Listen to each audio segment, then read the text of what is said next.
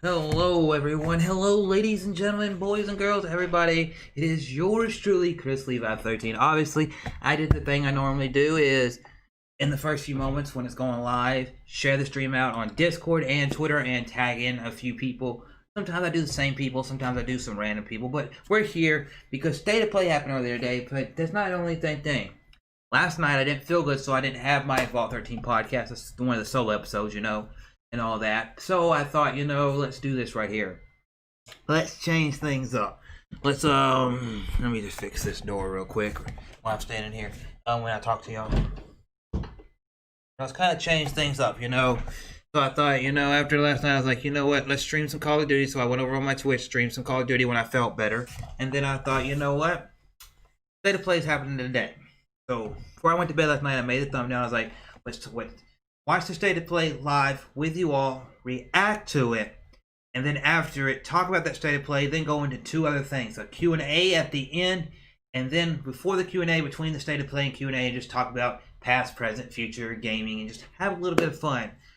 That, and all that. Hopefully y'all, if y'all saw that, y'all enjoyed my reaction and everything like that. I haven't seen it yet. I don't know what was announced, what was said about the PS4, any of that stuff, PS5, any of that stuff. So, I don't know. But I do got it up and ready. In a few moments, we're going to do that. So right now, I'm just going to check the chat, and then we're going to say hello to everybody. So hello, Linda. Hopefully you're doing good and everything like that, Linda. Hopefully everything in your neck of the woods is good. Hopefully your channel's doing good. You're doing good professionally and personally, and everybody's here. And also, if anybody wants to know why I'm streaming on Twitch, I'll say it one time at the beginning of the stream and then one time towards the end. I'm streaming on Twitch now, in addition to creating videos and live streams right here on YouTube, to diversify my content, not put all my eggs in one basket. And also over on Twitch, there are certain games that when I play them with people, I might want to go live and say, hey, we're all playing Call of Duty. Can I go live? And they'll say, yeah, and then I'll go live over on Twitch with it because it'll do better. I can experiment. Plus, whenever I get ready to share my music with you all, I can do that over on Twitch, and it will perform better. But also, if I want to bring it to YouTube, I can cut it up, download it, get clips, do that stuff, and bring it to y'all that way. But anyway, who's all here? I shared it out, tagged some people in it, so yeah, let's see what's happening here. So yeah, let me just make sure everything sounds good and everything like that. We only got everything we gotta check, really. Then it's gonna be just a minute whenever we do start reacting to this. So yeah.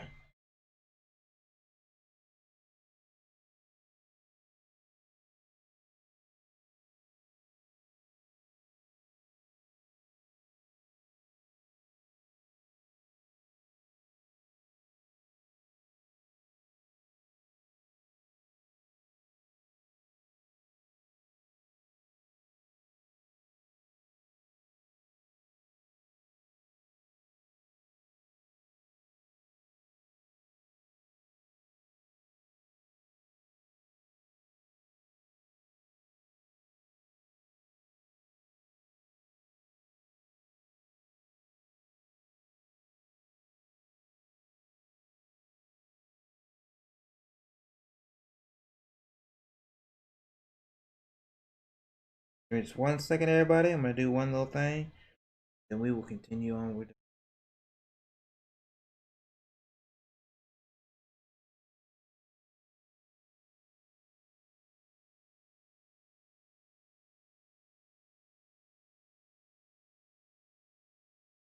you're all here and you hear me and anybody like that, let me know.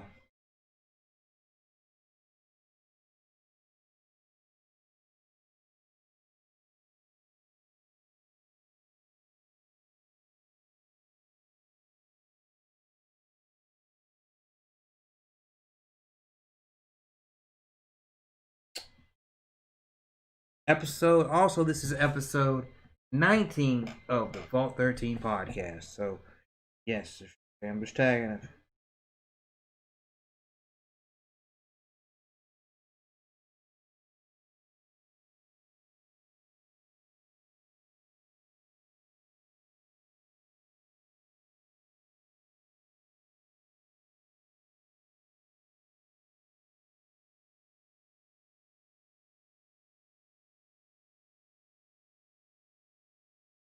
Yes, we are here. We are here. So yeah, hopefully all ready to do this. We're gonna switch over to this. I'm gonna bring my stream up on my phone so I can keep up with the chat. I will react to this, and then we'll get into this. We're gonna have a fun time here. Hope y'all enjoy.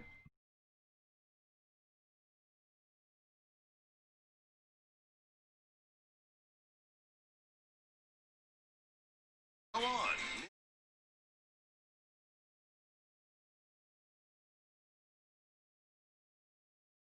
But how's everybody been doing with everything going on? You know, I actually am doing way whole lot. Why you see me a lot better and actually edit some videos and do my unboxings and stuff like that? It's because I'm doing a whole lot better.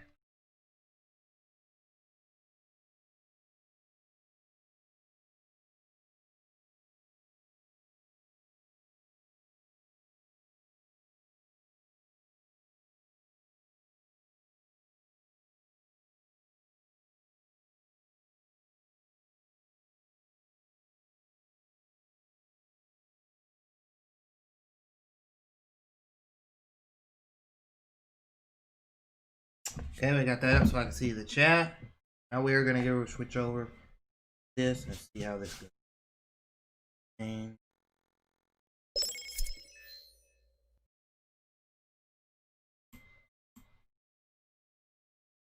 have it full black.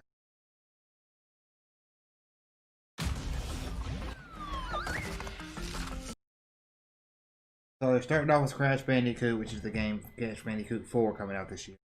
So what we're going to do is we're going to summon it back, we're going to pop this up, and we're going to do this.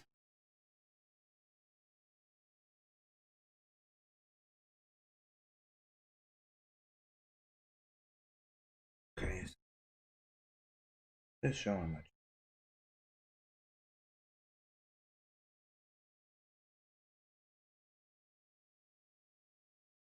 Okay. So let's do this. If I'm gonna do this one time and then we're gonna do this. Let's get ready to rumble!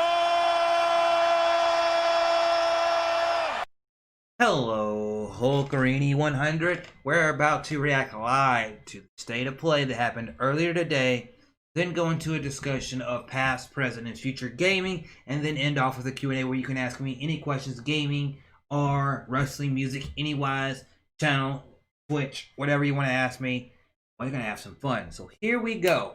Without further ado, enough wasting your time. We're ready to do this. Let's go. And if I need to adjust any audios, let me know while we're doing this.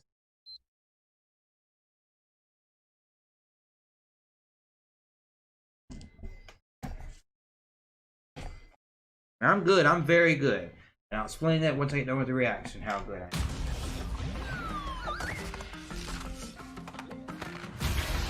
Hey everyone, I'm Lou Studdard, producer at Toys for Bob, and I'm here to talk to you about Crash Bandicoot 4, It's About Time. Crash 4 is a direct sequel to Crash Bandicoot.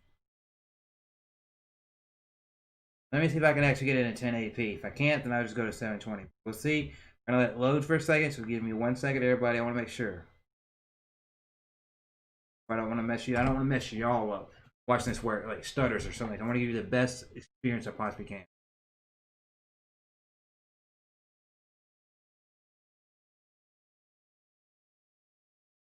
Bandicoot warped. The devious villains, Neo-Cortex and Dr. Entropy, have finally escaped their interdimensional prison, leaving an evil scientist-sized hole in the universe. Now they've got their eyes set on not only simply conquering this dimension, but all dimensions. And it's up to Crash and Coco to save the day.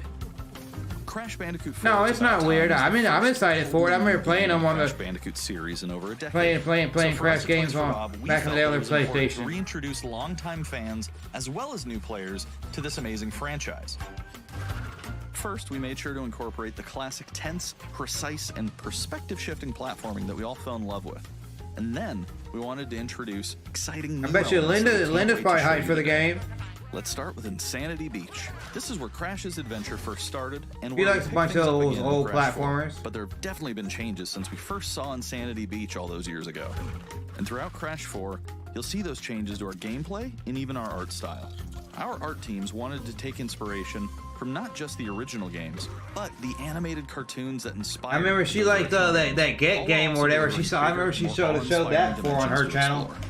You know? Throughout Crash 4, you'll see wide open new vistas, new character models, and lots of expressive animations. And with all of that also comes new additions to the platforming, like having the ability to wall run, rope swing, rail grind, and zip line as well. In the original trilogy, specifically Crash Warped, there were certain moments in the game where Crash would change outfits. Think Crash wearing a biker jacket when riding a motorcycle. That seemed like a natural area for us to expand upon. So we have loaded the game with tons of awesome skins that you can earn and wear throughout the game. These skins are totally cosmetic and a fun way to express yourself while playing the game. And just to be clear, there's no MTX here. Skins are earned by completing different challenges and earning gems within levels. So no MTX, microtransactions, none, they said. Protectors of time and space. Crash and Coco will need their assistance throughout the game to tackle the crazy challenges that we're going to be throwing at the player.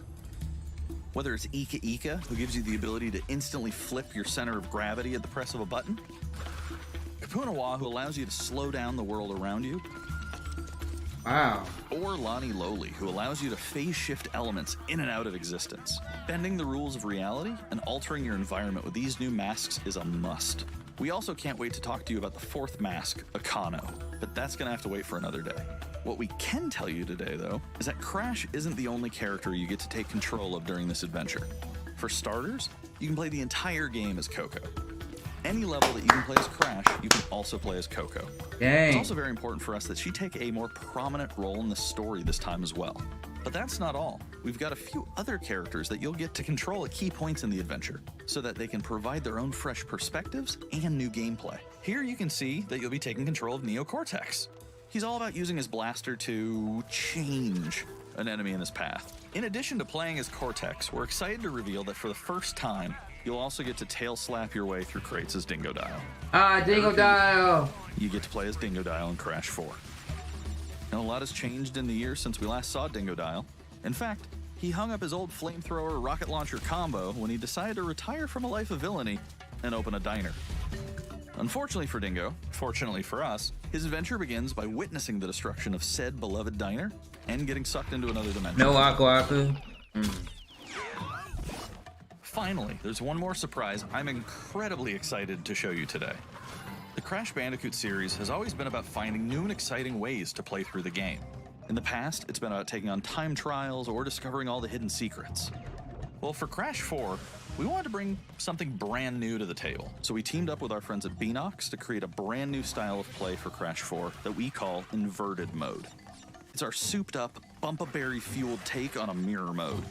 Not only are perspective shifted, but now each of the dimensions are rendered in a new and unique art style that really changes. That's interesting right there. Very interesting. One dimension could be asking you to traverse through a neon wasteland, while another tasks players with spinning paint all over the environment to see their path forward.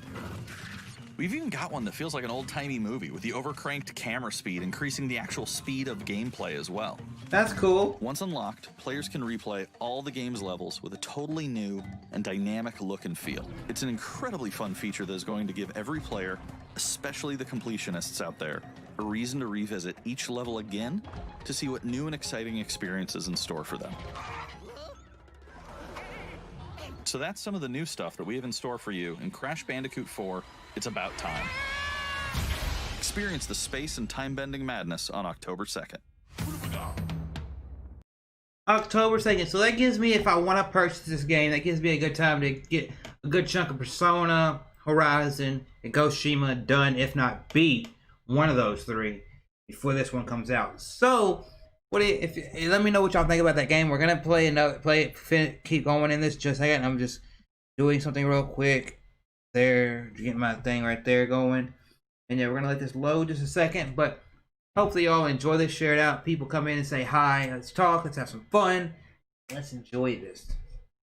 And have your questions ready, because before the stream's over, you can ask me whatever it is you want. If you want to know what I did in first grade, second grade, you want to know my favorite this, that, third thing, you want to know more deep things. Plus, I got some questions that I did get asked in the Q&A that I was supposed to do last month that I'll be answering that I have on my phone. So, yeah.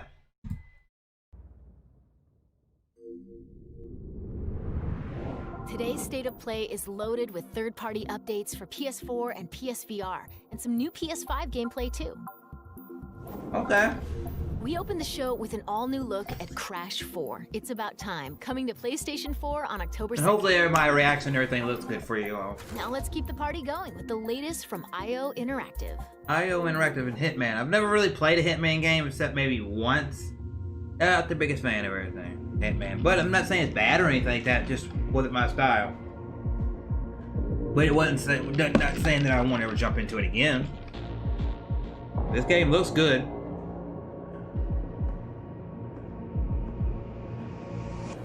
Besides, this is your big day. You should mingle, have fun. Oh, don't worry about that. My art speaks for itself. Well, I have Oh, to you're go. disappointed with PS5? I'll call you when I get back to New York.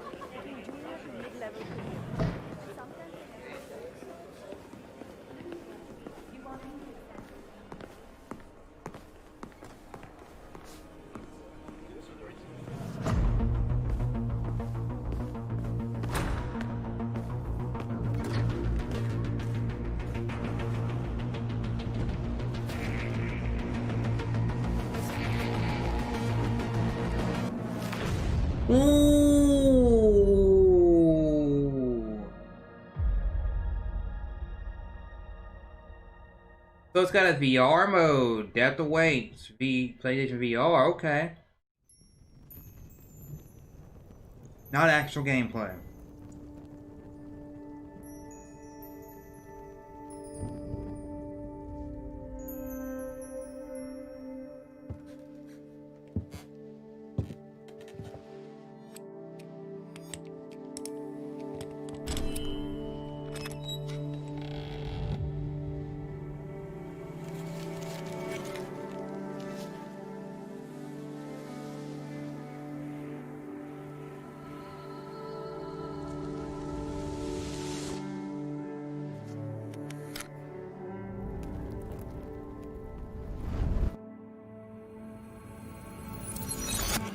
I think they're gonna make 100 plus some others as developers want to from the PS4, because obviously the PS4 controller is compatible with it. But what they're gonna do, from what I've heard, what they're gonna do is PlayStation 1, 2, and 3 is have that backwards compatibility through some kind of cloud thing or PlayStation Now thing where you can get those games that way. But it still sucks that you can't have the game physically and put it in your disc and say, hey, I'm playing this game. Kind of like on Xbox, it reads, hey, you got the disc. Here you go. But it is what it is. I don't know what this is at all, so... Braid Anniversary Edition. Never played Braid, but I've heard about it before.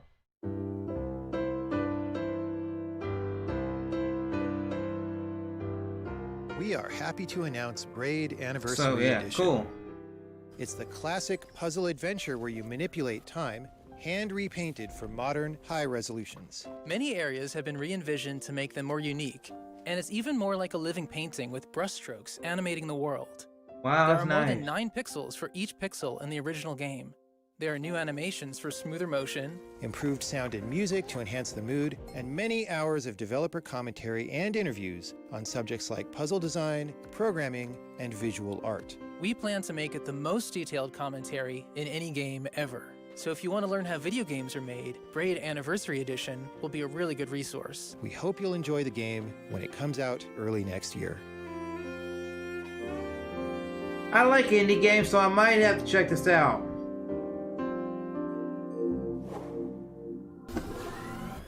The Pathless is a mythic adventure set on a mystical island.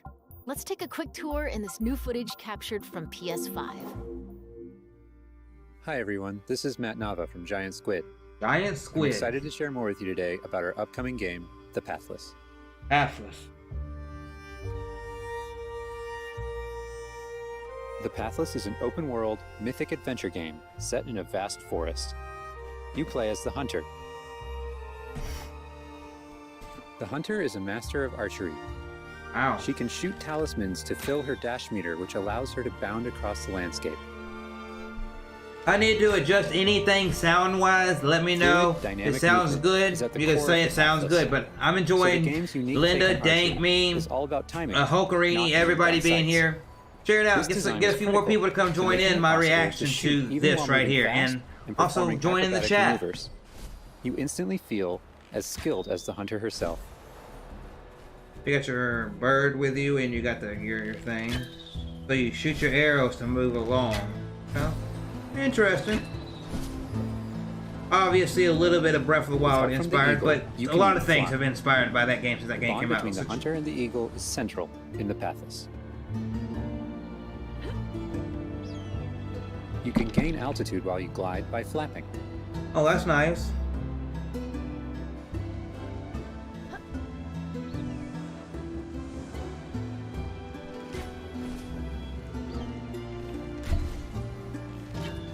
Make sure you pet the eagle to keep it clean and in good flying condition.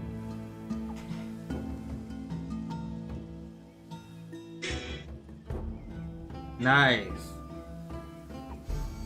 Make sure you pet. You'll find secrets all over the island, if you know where to look.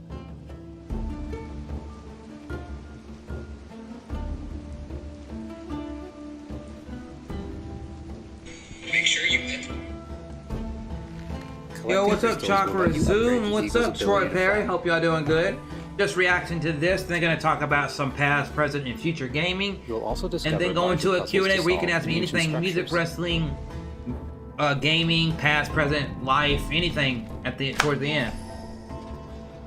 You could ask me about Call of Duty. You could ask me about this right here. You could ask me about whatever towards the end of the stream. So have your questions ready. I'm enjoying this so far. Not everything I would get. Well, Crash 4 is really the only one I get so far, but I'm enjoying it. But maybe the Pathless is all braid about as finding your well. own way forward. It's right here. So unlike most I open would world have to games, see there's more no map. reviews Instead, for it. The hunter to can actually use your see. mask But it to looks peer into the spirit interesting. world and discover distant landmarks. It even shows you where you've been. Oh, shows me where Getting I've to been. higher vantage points will let you see further with spirit vision.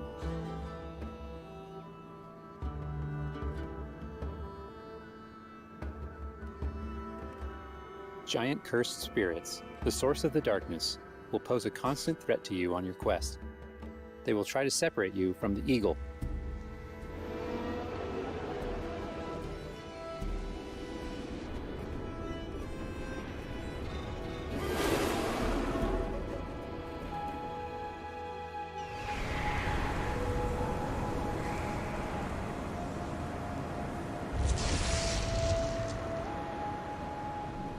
So you gotta stay with still your in the light eagle. to avoid detection.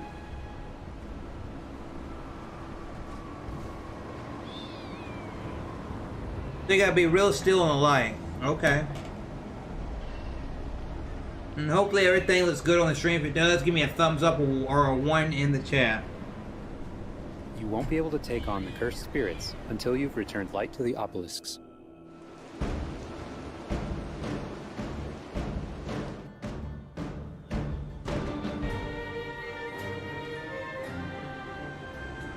Wow. When the obelisks are restored, the cursed spirits will be vulnerable. Chase them down through the forest to corner them in a dramatic final battle.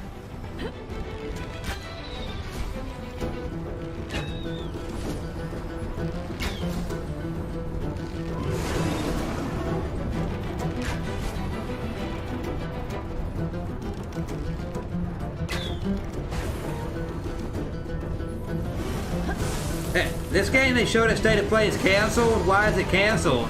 If I may ask.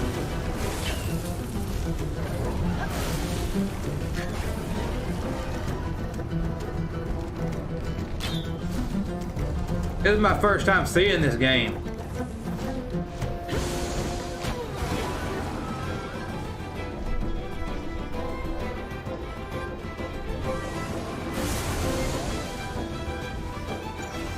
Oh, well, if a game got canceled, I believe if they showed it here, no matter what happened, if something with the studio, something with development like that, I feel like the game will eventually come out because they showed it here, but it may be a lot longer for it to come out if something's happened. I don't know. But hopefully y'all enjoyed State of Play. This is only like the third game they showed, third or fourth game they showed. Scratch the surface. Crash There's so much Bandicoot, more to Braid, explore and discover. Hitman, and The this. Pathless is coming out later this year. Thanks for watching. This is the Pathless. So good stuff.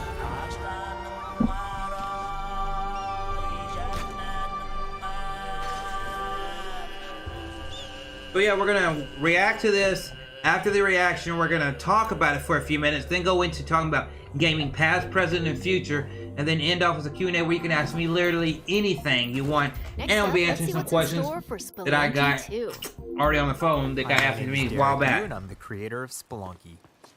I've actually played the original Spelunky 1. I actually did a few Let's Plays of it back on the channel. If you could look farther enough back, you'll see that. Also brought in new players. It was important we didn't change the things that made Spelunky such a unique experience in the first place. And plus, Spelunky is a rogue type game. So many people became fans of the game through their friends and family, and even strangers on the internet. That's one reason why we're adding online multiplayer, so that more people can play the game together. Okay. And I also wanted to include that feeling of community into Spelunky 2 itself to make sure that the game felt welcoming even though it's difficult. In Spelunky 2, when you do runs and discover new characters, you'll also be building an in-game community and family. Let's get them likes up, them views up. Come on, we can pack the house out. Much more rich and dynamic than Spelunky 1. It's going to feel a lot more full. Players will be able to explore and interact. Very much the same art style as Spelunky 1, but very smooth. For example, you'll be able to ride turkeys and find hidden passageways. Oh, okay. Yeah. When that game gets here, I feel like between branching paths as you make your way. I feel like if they're gonna show it here, I wouldn't want to see a game cancel. I bet you somebody else gets the name of the helps the game still come out one day, hopefully, whatever game it is. Even after many hours of playing, I still have interesting runs that don't even go past the first area. In Spelunky Aaron must die. I have not seen that game yet. And how you chose to interact with them. So in Spelunky 2, we've expanded the shopping experience and made them more nuanced and exciting. And also added new characters that can help you or hinder you. I enjoyed Spelunky 1 when I played it, but yes, it is definitely roguelike. Community is. It's hard to say how long the way the things generate and everything, that's really good. Randomly generated. The great thing about Spelunky is that the deepest secrets are the ones that even I don't know about. And there are lots of new things to play with that I hope players can use to push past the boundaries of what we, as the developers, know about the game. I have two types of favorite stories. They quit a week. I gotta pause that real quick, everybody. They quit a week ago, based off VC's comment, and they still showed it in the trailer. If these people are not getting paid and they quit and all this, and this game's in limbo and canceled, and basically it's like, hey, we got this game right here, they're just going to need to be finished, and they got to find some other developers or find some other money to be able to get the game made and get those developers paid or whatever it is. Why still show it in this trailer? You know, your PlayStation, you have enough time to pull the game out and say, hey, let's insert something else, let's show a little bit more of something else maybe. That's all I really want to say there real quick, just to interject that in there for a quick moment. But yes, that's what they could have done, but I don't know. You know, because if I was Sony, I'd be like, this game's in limbo. It's canceled until somebody else picks the IP up, somebody wants to finish the game, or those developers get paid. So let's not show it because we don't get people hyped. But then again, they already made it, so they've already had it for a week at least, and they're like, hey, let's still show it. What the hell? I don't like it. But back to this. First are when people are genuinely surprised by something that happened in the game. And second, the ones where people shared a fun experience with friends and family in multiplayer. Let's get some more subscribers here and get to 825 by my birthday. 825 by my birthday, which is September 20th. Can we do that? Yeah. Can we get to 50 followers over on Twitch? We can do that. I believe we can.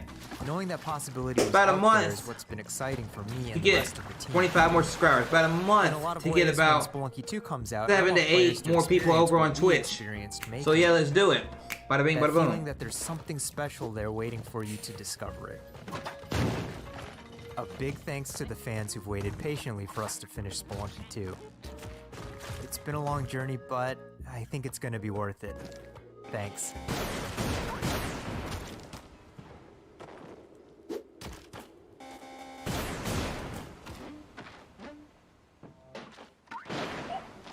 Oh, look at that. That is... I definitely will. I'm not going to be a day one purchaser, but I did enjoy Spelunky 1 enough to want to go back to it. We've got a but it'd bunch be a of new while for it PS4 because I'm updates getting to share obviously with other you, things. starting with a closer look at Genshin Impact. Genshin Impact, okay. Never heard of this game. Hey, there's something strange over there. Come on, let's take a look.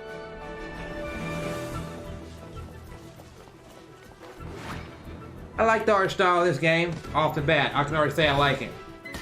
Not saying I like the game, but the art style, like it.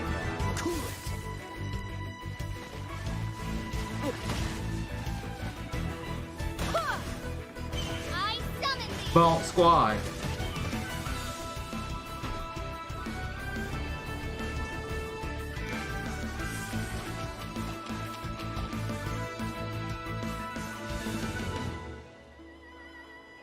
Music I'm liking as well.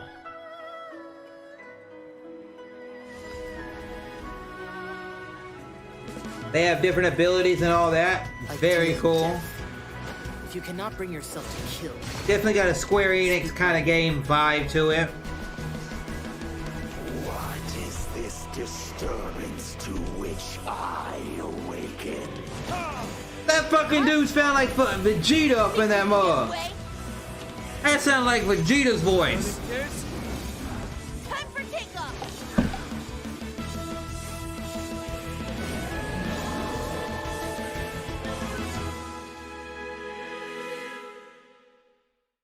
Okay, I might have to check that out. Might have to check it out once I learn more about it. Sentient filth. I claim your mind for the Void Armada. Gods have squealed for my mercy. Who are you to stand in the way of my vengeance?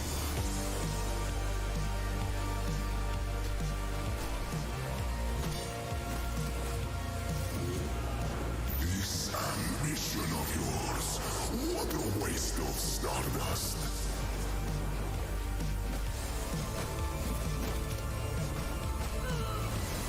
Go all out or go home, Emperor.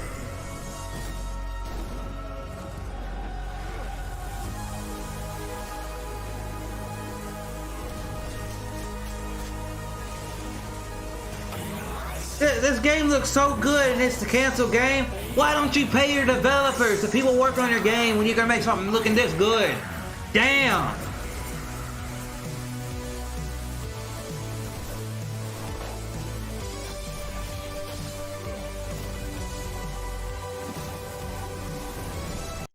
If I had a podcast with a group of people, this definitely would be a hot topic. Definitely, if you got a podcast, this would be a hot topic. Because if they're going to do this, you got to think, what pressures are these developers on? What makes this happen? What causes this when you make this much progress in the game? And all this. But everybody, I just want to let you know, I am thinking, I don't want to do it on my channel. And I would love to get 2, 3, maybe 4 other creators, a handful of other creators, and make a podcast on Thursday nights. Because we don't have a Loopcast anymore. We don't have a PE podcast. I would like to have something, be able to supplement that around 9 p.m. Central Standard Time. About an hour and a half to 2 hours, and be able to talk some games, maybe wrestling, social media, and all that. So I am on the lookout for that, and yeah. And I want to make it on another channel, so if one of us can't be there, the another one can be able to make it go up and still have the podcast happen. Maybe weekly, maybe bi-weekly. I want to try something like that. Just on the lookout for it. Just letting you know. I'm not done yet. you should have remained. Whoa! That game does look good.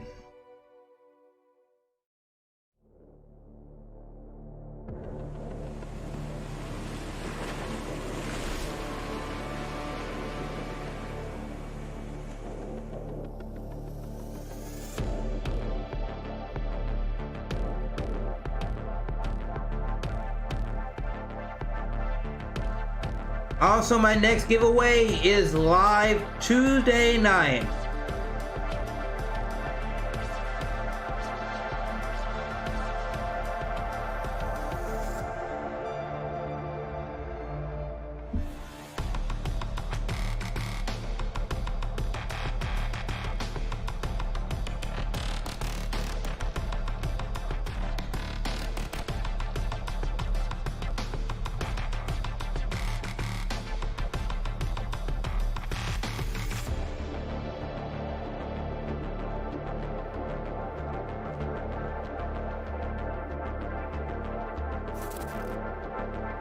I like the art style of this game. I like the way that it's looking in this game a whole lot.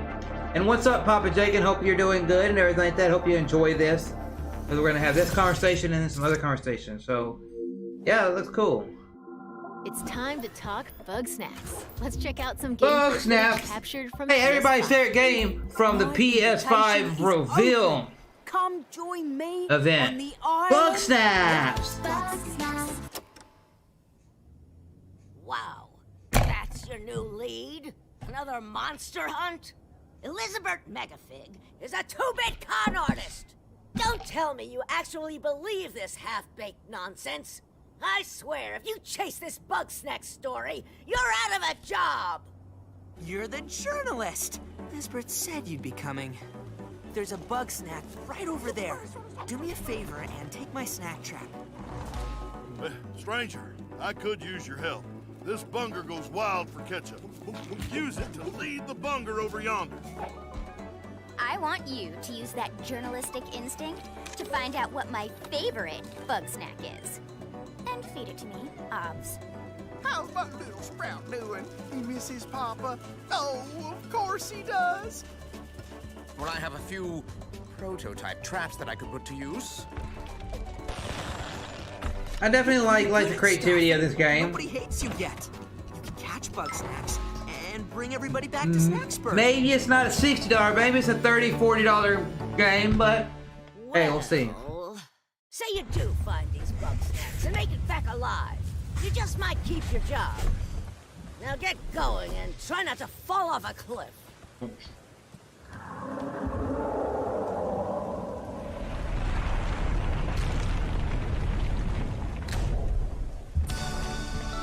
Holiday 2020, Bug Snacks, PlayStation 5. Bug Snacks. There's a lot more in store. Let's start with an update on an eagerly awaited PlayStation I don't have VR. VR, so this is not for me.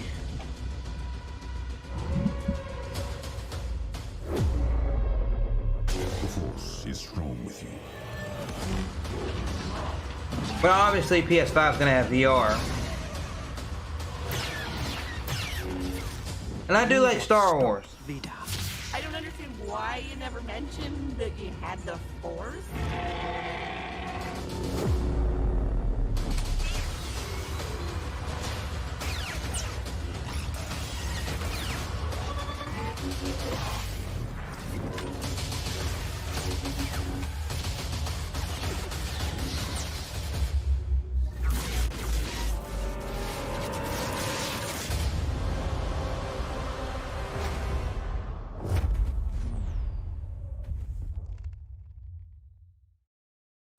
Looks cool, but I don't have VR, so I can't really say much.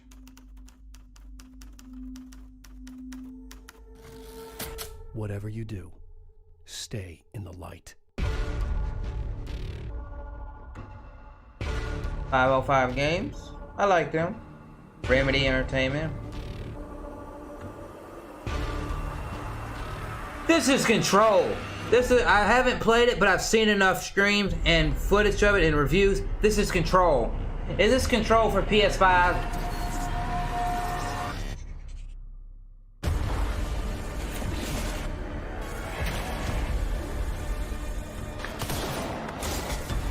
The game everybody said it shouldn't have won when it won last year, but then they thought at the end of the year they finally said, hey, it's worthy of it. Oh, expansion 2. Okay, so some DLC for it. Okay.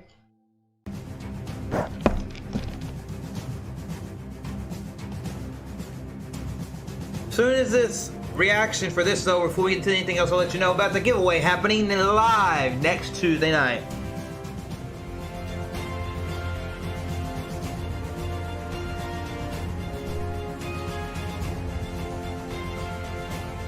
Not my style game right here, but hey, if you like these style games, more the merrier.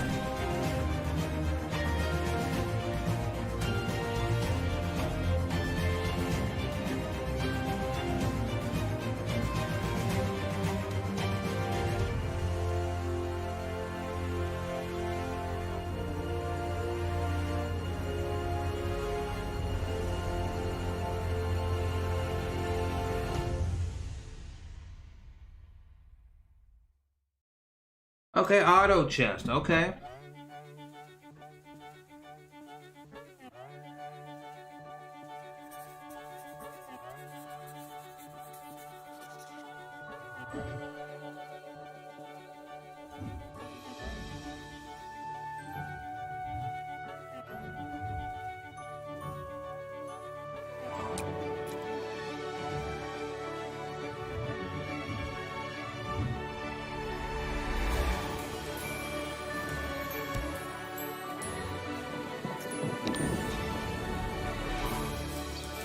Oh, I like that. I like this. This looks fun.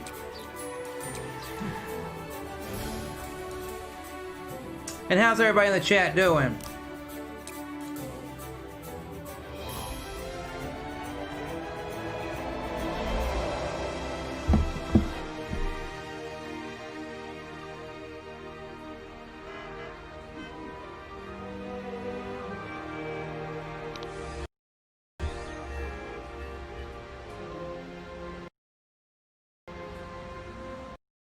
Sorry about that. Let it load up a little bit for a second if it's starting to stutter. So, yeah.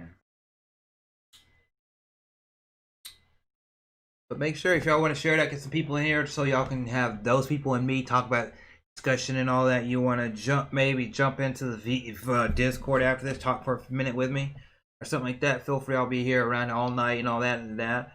We're going to have some fun. And yeah, I'm enjoying this a lot.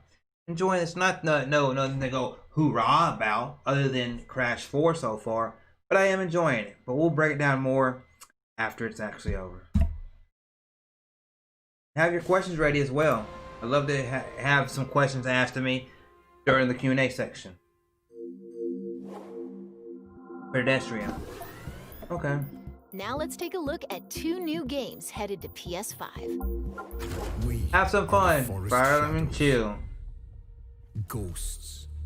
And I'll be answering some questions that were asked to me last month in a post. It was supposed to be in a Q&A. I have those questions to answer first in the Q&A section. It's about 5 or 6 questions. They count, ration, manipulate. They've taken everything from those they claim to protect. Authority and steel will not stop us. We aren't an invading army. We are wraiths. We bypass defenses and strike at the heart. The ghost of the forest, the wraith of the night. You won't think twice, he'll be by your side. The stag is heavy, it's the archer's eye. What is this? We take back what was stolen. When the hoods both fly. And the people call us heroes. From the dead of night. To others, we are rivals.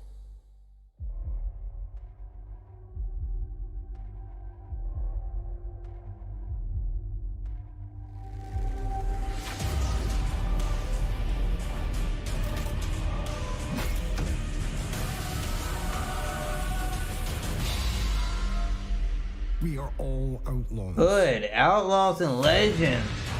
So what are you, like Robin Hood and company? Will become legends. I just had something go off. Let me see what just went off.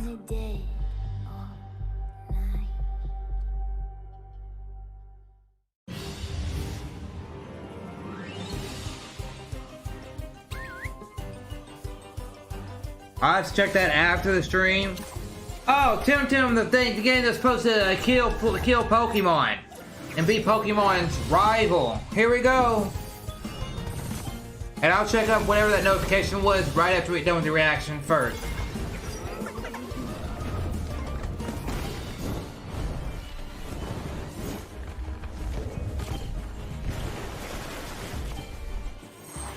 So we're gonna have Pokemon on a PlayStation system via Tim. Are there wannabe Pokemon with like their own stuff in it?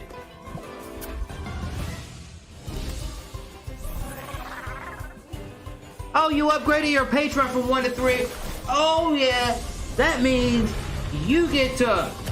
That means that I have got to mod you in stream, and before we wrap up, you get to pick one live stream per month, and also make sure you have me on all platforms. Bada bing, bada boom. So yeah, you get to pick one monthly live stream if you choose of whatever I choose. And if not, you don't want to choose a game that I live stream, you can choose what I do for like a Vault 13 podcast Hello. that month. My name is Keith Lee, and I am the game director for Godfall.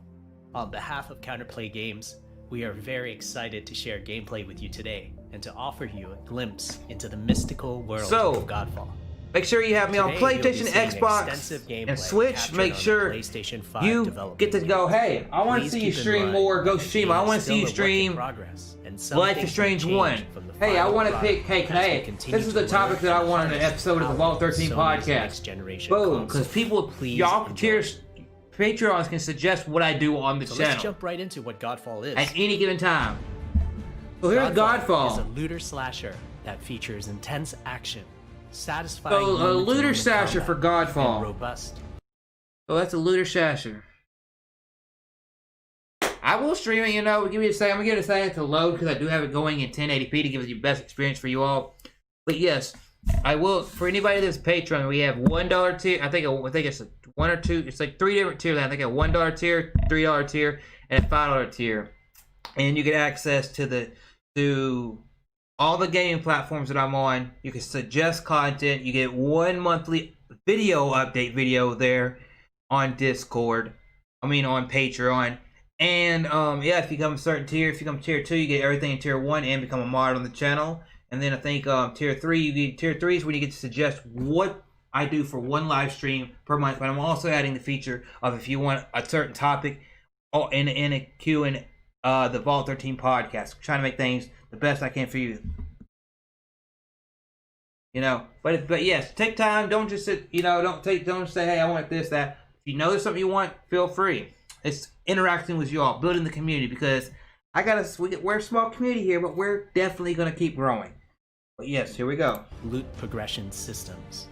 You can enjoy the game at your own pace, playing alone, or through online co-op with up to 2 additional teammates. Godfall is set in a brand new high fantasy universe filled with heroic knights, arcane magic, and forbidden realms. The world is split up into the elemental realms of earth, water, air, and fire. Earth, water, air, and fire. Is a Okay. complete package. All loot and gear in the game are acquired or unlocked through gameplay. There are no microtransactions, no waiting for content. Okay, there was a game earlier that it showed.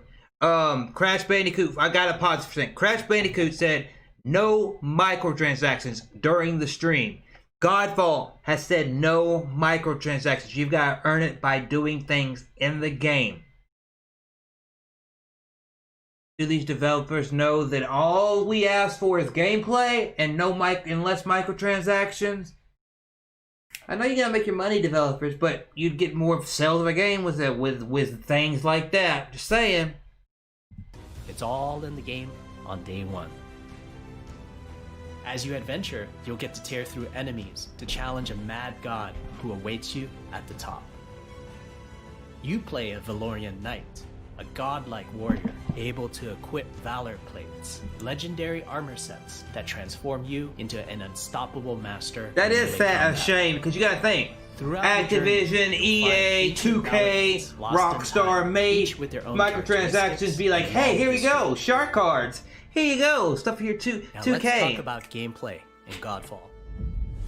First, our team wanted to do something different. I prefer working for it than paying for it, because there's people that have a little bit of money, they can buy it and be on the same level as you, and they bought the game 3 months later, and I don't like that. You just bought the game, Is therefore grind, one part and then you can be on my level. and one part player skill driven. In other words, So then it makes you not appreciate the only do game we more want when you put the grind in it, exquisite because if you weapons enjoy the and powerful grind, loot that means you really we enjoy also the want game you to and its have lore that and its feeling story and of whatever you go through. accomplishment from mastering the wide set of combat mechanics available to you in Godfall. I'd buy this game for 40 bucks, not 60, 40. The melee combat in Godfall is intended to be fluid, dynamic, and interactive, embracing offense over defense. More often than not, you'll be facing multiple enemies at the same time. As a result, you should always be moving and closing the gap on enemies. Also, you dominate the combat space, not the enemies, and the game rewards you for being aggressive.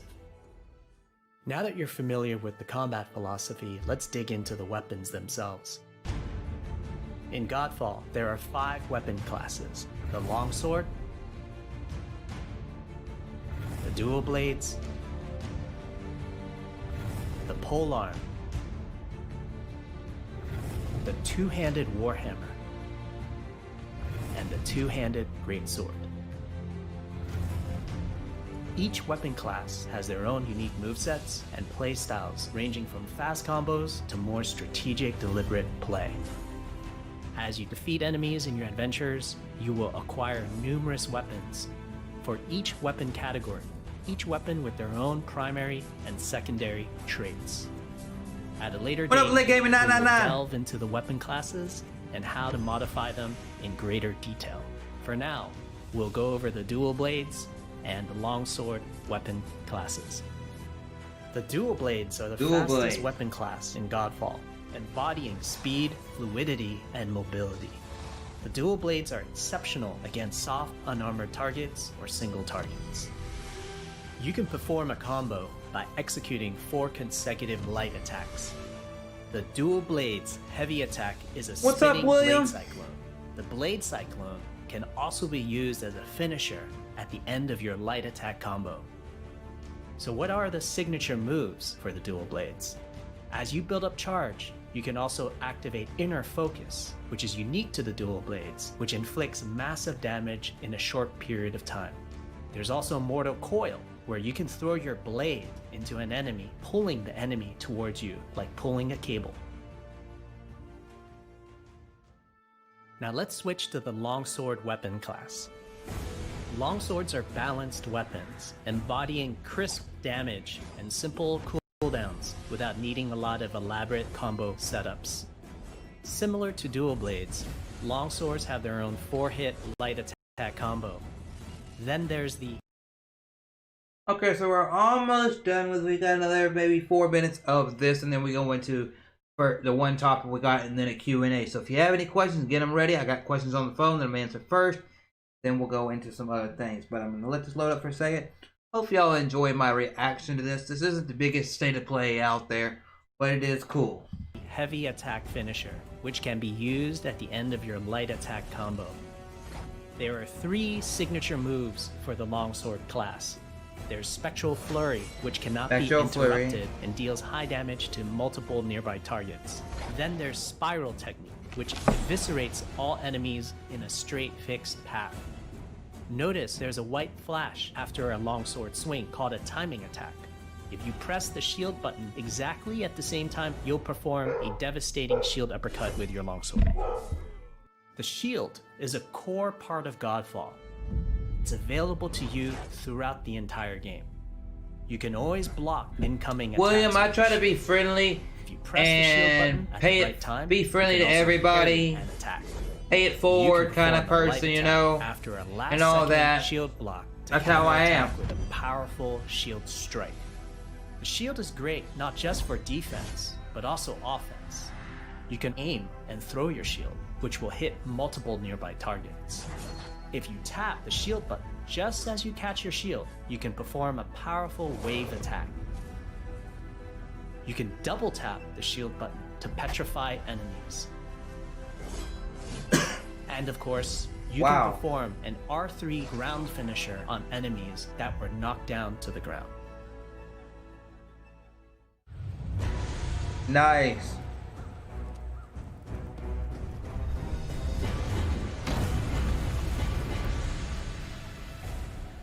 Good stuff, William.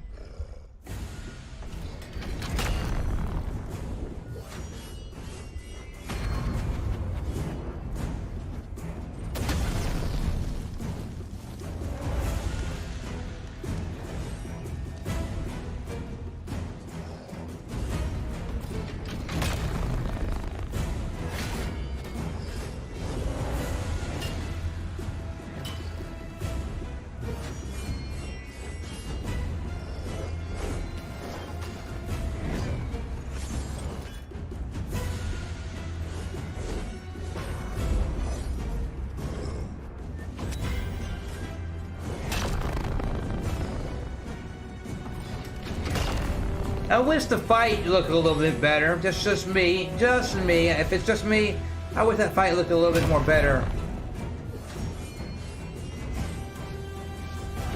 Just look a little bit hack and slashy. We hope you enjoyed our first walkthrough video of Godfall running on the PlayStation 5. We also want to thank all the fans for their endless support since our initial reveal back in December. We have a few more surprises coming down the road, such as details on loot and progression, and are eager to share more with you on our way to launch this holiday season. We hope that you will join our Godfall community on Twitter, Facebook, and YouTube. Thank you.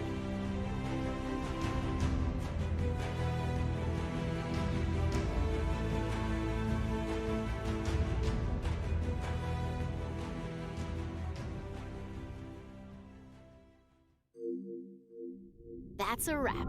We hope you enjoyed this peek into So the that future everything of for this? PlayStation. See you next time.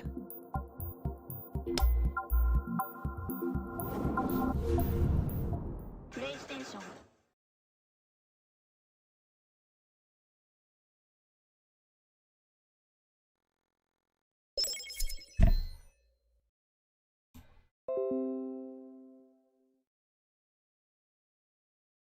I'm already traumatized enough.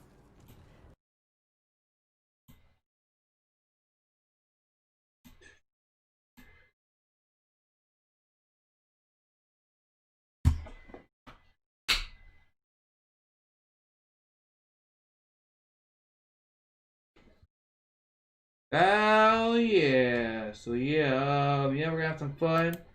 We're gonna have some fun. So yeah. Thank you for the repledge and the Patreon and everything like that. So yeah, everybody, man, did y'all? I just watched the event. Did people just dip as soon as I got done with the event? Is that what it is? People just dip.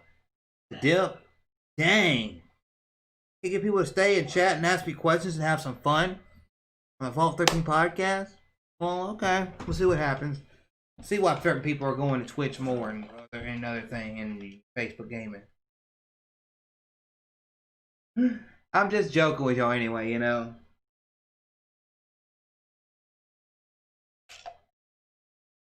Y'all can do the lurk, man. But as far as the state of play goes, it was fun.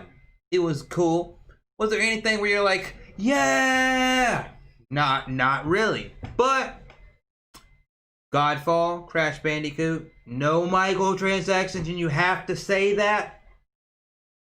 I'll say this. As a gamer, as a person, feel free to get your questions ready, because if you want to ask your questions between now and the end of the stream, as I talk about my reactions to the state of play and a little bit about gaming, feel free to ask any question you want. This is what I'll say. Crash 4, Godfall.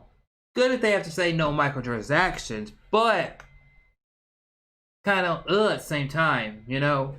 Because I, as a gamer, when I look at games, I don't care if it's PlayStation, if it's Nintendo, if it's Xbox, Microsoft, if it's Sega, if it's any studio out there, big, small, indie.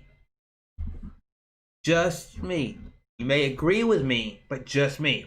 You're going to sell me on a game, right? And you say, well, we're developing this game, and you keep under wraps for 2, 3, 4 years, right? And you say, okay, we're down to the crunch time where we're about to go gold. The game can be released within the next year, within the next 6 to 8 months. For me personally, when a game can be released in the next 6 to 8 months to a year, and you're able to show the game, and I'm like, okay, they're able to show that game now, finally. I want to not see CGI trailers. You can have a CGI trailer, but I won't want to see much CGI. I want to see, okay, this game's coming out within the next year. Show me some gameplay of you of how it is when you're behind the keyboard or the controller playing said game. Tell me what the story is. Give me pricing for the game, and let me know is there going to be any DLC? Is there going to be added content that you can put in the game? Don't sit there and give me CGI trailer, and then a couple months for the game release, you're like, this game is going to have microtransactions. This game, you finally send me some gameplay a month for the game's release, and all this, and it's just like, no, I want to see it. If you're able to show how the game released in a year, you have gameplay somewhere.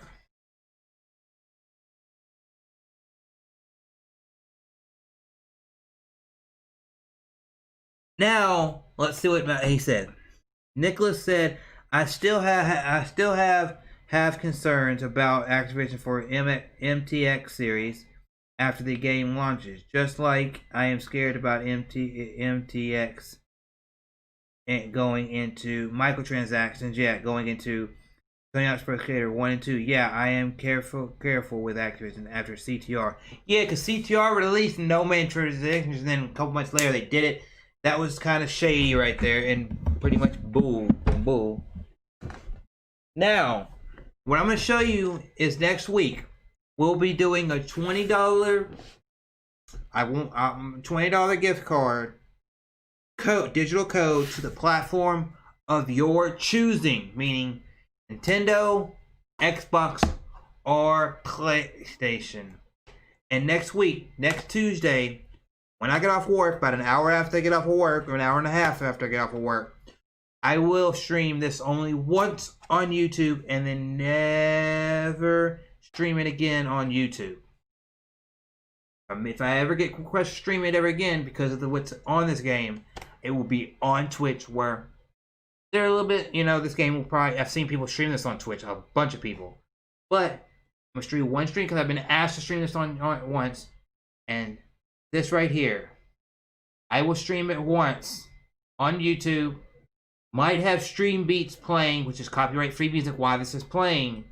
And we're going to do a $20 gift card to the platform of your choosing, where I'll put everybody's name into a wheel that is there live, and then we'll hit the button, and then we'll get a winner. And then between now and next gen, this is going to be the main game that I'm probably going to focus on while trying to wrap up Ghost of Tsushima and Horizon Zero Dawn. So I've got a bunch of heavy stuff on PlayStation. On Xbox, I've got Borderlands 3 to finish out, which added in. So when it comes to my Twitch is for experiments, music, backlog, playing certain games I know, like multiplayer games that do better over there. That's just the only thing I want to say about it. Now, the gaming past, present, and future. The next topic right here that we want to talk to y'all about. Hopefully y'all enjoy my conversations back and forth with everybody. And yes, as I said earlier in the stream, because the PE podcast isn't around, because the Lootcast isn't around, and I've always loved and respected what they did. I also love and respect what the Chillcast does, the Chill Squad. I, for the longest time, whenever I get on podcast, I always feel so happy about it. Feel so enthusiastic because it feels like it's my area of expertise. So I am looking maybe at Thursday nights on a separate channel with some creators. If there's anybody out there that hears me, maybe 1, 2, 3, somebody, we create a channel together. We both have the stuff so they can go live on their end. I can go live on my end, so we can both work on this channel together. In case like work fucks me over and I can't be there, weekly or bi-weekly, I want to do a podcast. Talk maybe gaming, social media, other stuff. Have a little fun. But gaming past, present, future, that was a topic that I thought last night for the Vault 13 podcast. And if you hear me say what I just said, you can share it out to let people know, hey, this is what Chris wants to do. But we're talking about gaming past, future when we go into the next gen. I thought this would be a fun conversation just to have, to say, what are some of your favorite gaming moments? What are some of the things that stick out to you in gaming? Do you wish we still had gaming like on the NES or Super NES or the Genesis or any of that stuff, Because gaming has changed so much. A lot for the good, some for the bad, and all that, But when it comes to gaming, past, present, future, I look at it and I am so happy that gaming has come on par in some instances with music and with movies and with all this stuff that we can actually explore it on daily. You just need a phone, and you're able to play a bunch of games. Yeah, mobile games aren't the best way to play games for me. Personally, I'd rather have a console and a controller in my hand, over a computer or a mobile device. But it is what it is. When it comes to gaming, can we get 10 likes? We need one more like to get 10 like hype. Yes. But when it comes to gaming, I think that I enjoy it so much. And if y'all got anything y'all ever like to say about Game Pass present future, it's crazy how much you go from we see two things 2Ds, now we can see things all the way around, and the art and development cycles and all this that has happened over the years. It's crazy the way things have changed. But it's really awesome too, because you get to see some of these awesome studios and all that. Like, I'll sit here and tell you right now, some of my favorite studios of all time, and just in my lifetime. People may have other things, but I like to claim when they were around. But some of my favorite studios that are still around, you know. And I'll talk about that and just say what Linda said. If and when she'll get a PS5, I'm going to say that in a minute too. But when it comes to gaming, I'm hyped for next gen. But also, I'm somebody that can still look back at the PS1, PS2, you know, Genesis, all that stuff, and say, hey, I have access to that stuff. I'm still happy about that. Hell, I got a TurboGrafx 16 Mini right there that I love playing, and I played it every week since I've had it. And I enjoy gaming. You know, some of my favorite studios of all time, as I said, Acclaimed, Square Enix, Bethesda, Bungie, Insomniac. And people may ask why. Bungie is the reason for Halo. So Bungie and 343, one of my favorite studios of all time. Square Enix is the reason for Kingdom Hearts, Final Fantasy, and so many other great RPGs and JRPGs. Insomniac is the reason for Ratchet & Clank, my favorite platformer series of all time. Acclaimed had a bunch of really small, silly games back in the early 2000s and 90s that I loved on the PS1, PS2, and everything like that. So enjoyed that stuff. Everything. Bethesda, they did Fallout. They've done Doom. They've done Skyrim. I enjoy all of that. So it's like, hey, that's what it is. And see where games going, where things are happening more with the controllers and devices you do, and the way you're able to get games, how you'll be able to play a AAA game that you normally are playing on your Xbox or your PlayStation within the next couple of years, or right now, if you're in the Xbox, certain Xbox xCloud program, on your phone. Just you know, you just get an adapter for your controller, or maybe they adapt touch controls onto it, you know, which would be pretty hard for some games because there are a lot of things to do. It's so freaking awesome. So freaking awesome. And when it comes to next gen, I'm not buying much games right now. I'm not collecting for my retro consoles, because the Wii and the PlayStation 2 are the two retro consoles, the only two that I really want to collect for. The Wii, the GameCube, and the PS2. But when it comes to next gen, I'm still up in the air if it's Xbox or PlayStation. Everybody can have their opinions on it, and I love getting conversations in Discord and different chats about this game and that game, and talking about stuff and talking about next gen and what we're hyped for and all this, and all our theories and conversations and what we think as people that have been watching these companies for years upon years upon years of time.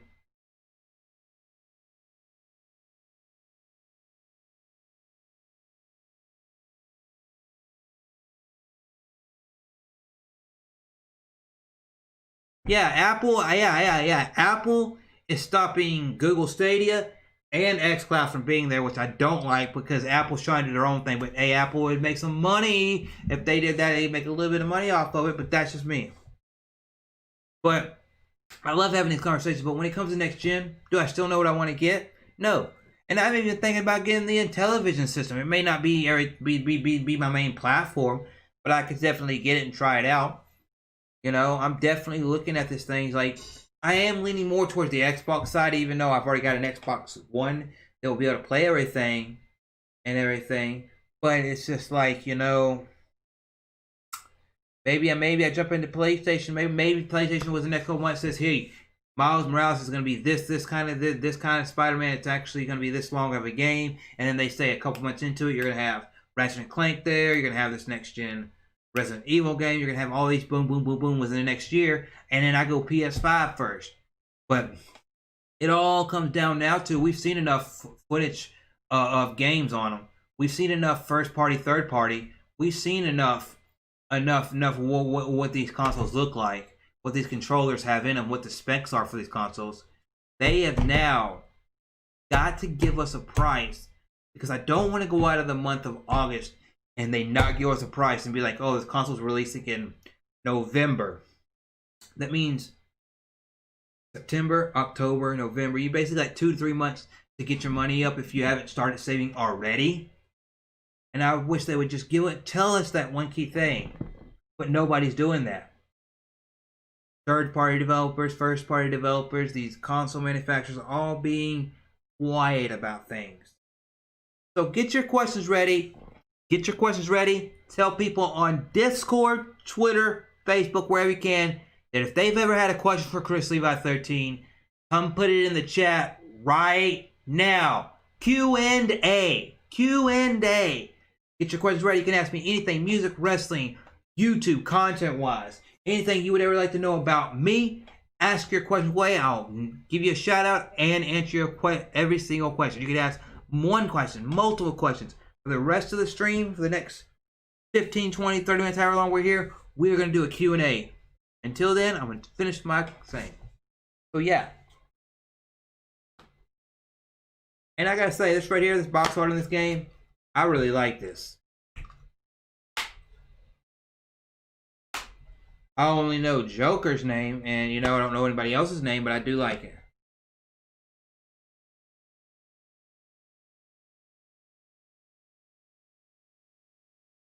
Did I ever stutter accidentally? Yeah, I had a stuttering problem before I did YouTube. I legit want to see people share the stream out and get questions in here, because I would want to get as many questions in this chat as possible. I want to have a fun Q&A. I don't want to just have a few people ask, but I want to have a lot of people. So starting with the questions, let's do this now. Did I ever have a stuttering problem? I did have a stuttering problem before I did YouTube. Coming onto YouTube, my first couple of years into YouTube, I still had a stuttering problem. I got made fun of for my stuttering problem and everything like that, and I got looked at as blah blah blah, kind of person. And the people that I used to be friends with and had a gaming group with, and we did like over 500 Let's Plays together on the channel before I got kicked out. The 2 times we had 2 different channels. Through doing Let's Plays, through doing live streams, through doing wrestling in the backyard and wrestling in a ring, and through having to become part of a band with my dad and several other people, I had to overcome my stutter. I still have my stutter whenever I read something too quick, or like I get frustrated every once in a while, but I do have that, but I did have to fight and overcome it. That's something that I had to overcome, to be able to be speaking right here on the camera so fluently for you all.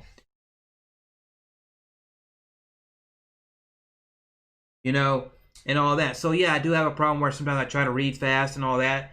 And you're not being rude and all that. Feel free to ask whatever you want to ask. That's what the name of the game is. But I appreciate everybody that's here. Sometimes I know I talk fast and everything like that, and everything. But it's one of those things I had to overcome. Because for a lot of my life, throughout elementary, throughout middle school, throughout high school, until the last couple of years, in any kind of group or situation I was in, I was kind of naive, but I realized that I was the butt of the joke. It wasn't always the jokes were about me, but whenever, but at the same time, things might be hinted towards me, and everything like that. So I had to overcome that, and that's whenever, I went to a dark place in 2016, whenever I left that gaming group and all that, and they shunned me, and they called me former in videos whenever anybody would ask about me and all that. And they never referenced my name, and then the guy went up there and moved with the other guy in Michigan. It was very, very, very dark period of time, but it's people like Rax the Great, RGT85, Abaddon Smith, and others that I have met and talked to once or twice, because I've never really had a good conversation with RGT85, except a few times here or there, back when he was live streaming, when he lived in his old place. But meeting people like that and actually venturing out and getting in Discord and all that helped me be better as a person. Not just right here, but whenever I'm off at work and everything like that. So I've got things to overcome. But I got questions on my phone I'm going to answer. Get people in there. I want to see the numbers go up. I would love to see the numbers go up. I would love to see people do ask me questions. So I'm going to share the stream out once, and then we're going to get back into the questions I got on my phone. And yeah, let's do this. So yeah, share on Twitter.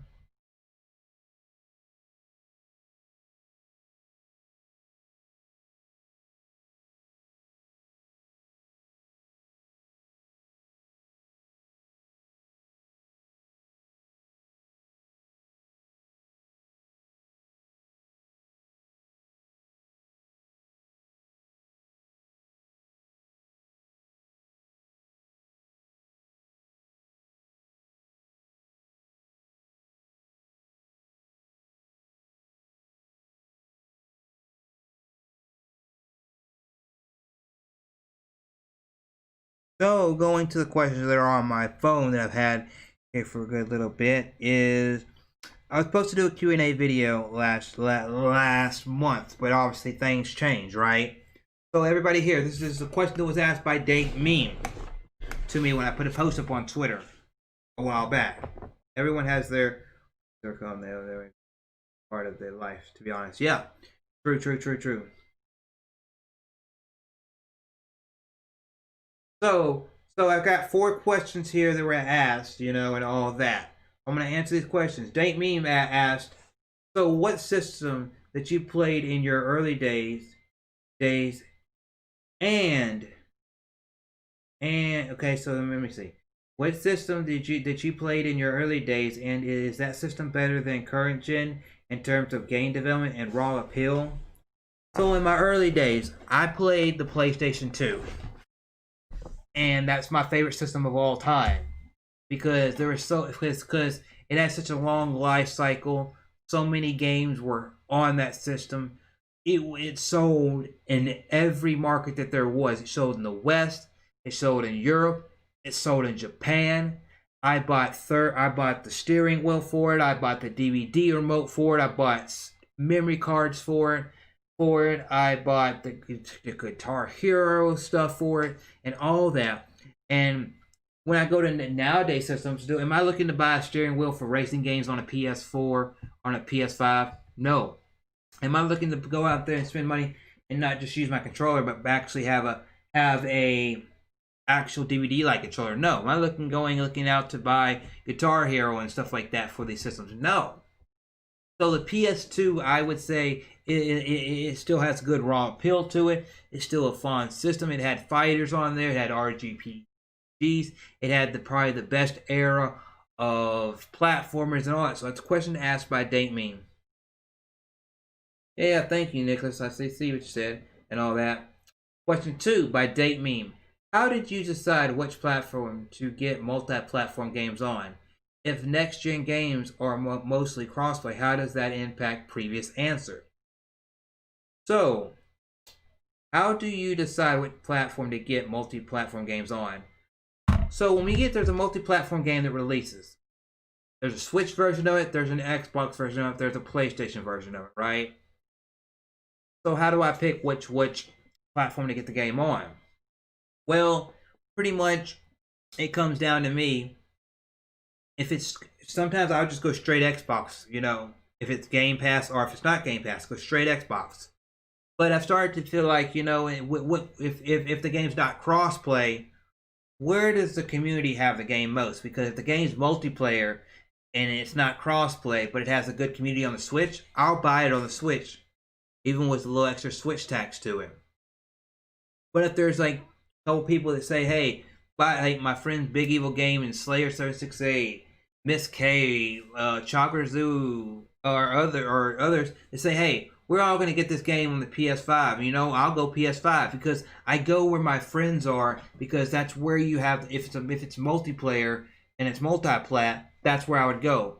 But if it's multiplayer that's not multiplayer, just saying, I probably go Xbox, PlayStation, then Switch. But then it comes to if they're crossplay, how would it affect previous answer? Well, if a game's crossplay, then that means, I'm just like, crossplay? I go to the system that I feel most comfortable with, which would probably be Xbox first or PlayStation. But yes, ask questions away. Ask questions. Q&A. Jakin asked last month, he asked, if you were a professional wrestler, what would your name be, what would your intro be, and finisher be. I'm Chrislevi13. I've done wrestling before. So, if I was a professional wrestler, because wrestling is one of my favorite things to consume every single week, Raw, Impact, SmackDown, AEW, Dark, AEW Dynamite, NXT, other stuff. If I was a professional wrestler, my name would be World Class Chris Fury. Memphis, Tennessee born, Mid-South raised, world traveled, because that was a gimmick that I had in RP wrestling, which is through Facebook groups, and I had it in the backyard, and I did it in the ring one time. Well, 2 times. And his name was called Chris Fury World Class because he was like world class. He's like, I'm born in this city. I grew up in the city, in the area around this city. But as I grew older and I developed myself, I became world traveled because everywhere I went, whether it be Japan, here, there, the other place, Chris Fury learned. And when he got in the ring, he did exactly what he called, unleash the fury. And that's kind of the thing that went with it. Because I had a shirt one time that said hashtag Unleash the Fury on it, and had writing on the front that said Chris Fury. And then when it comes to an intro song, if you know Chris Jericho's band Fozzy, it would be the song Lights Out, which is a song that I actually used coming to the wrestling ring, which was Lights Out. And then my finisher would be called Lights Out because it'd be like somebody goes into the darkness, their light goes out.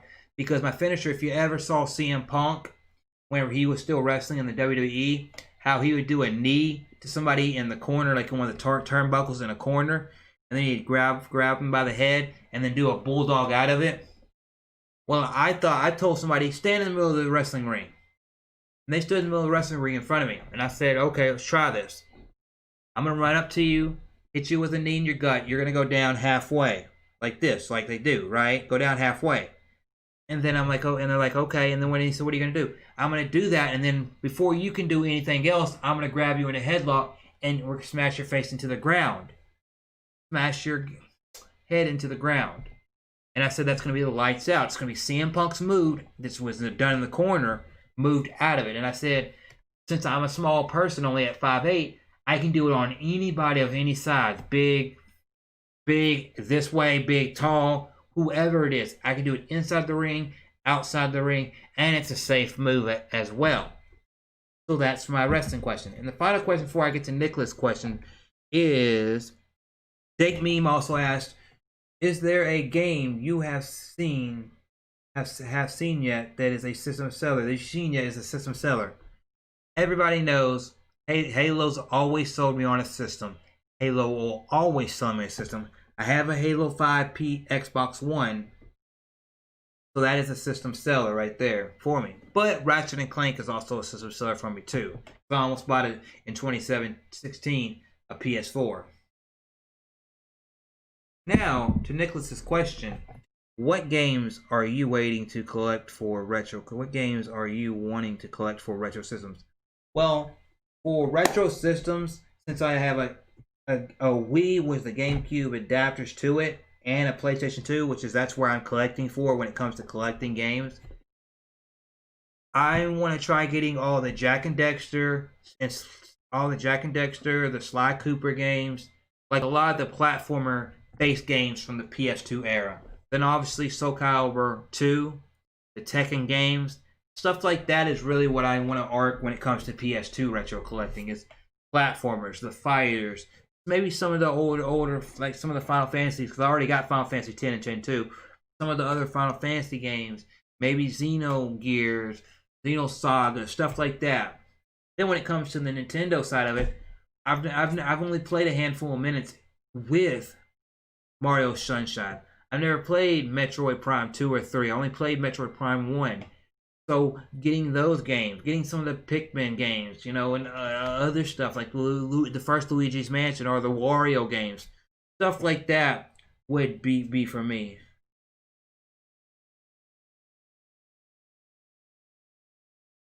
I don't know if I have all the Ratchet & Clank games, but I have Ratchet & Clank 1, Ratchet & Clank Going Commando. I'm looking over here real quick.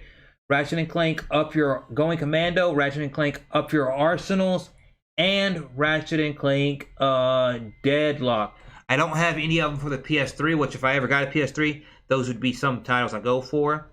And I got the Ratchet and Clank game that was done on PSP where you're playing as Clank, but then it also got a version of it later on the PlayStation 2. So yeah, I got them sitting right here if you want to, you know, move my Game of Arts game real quick.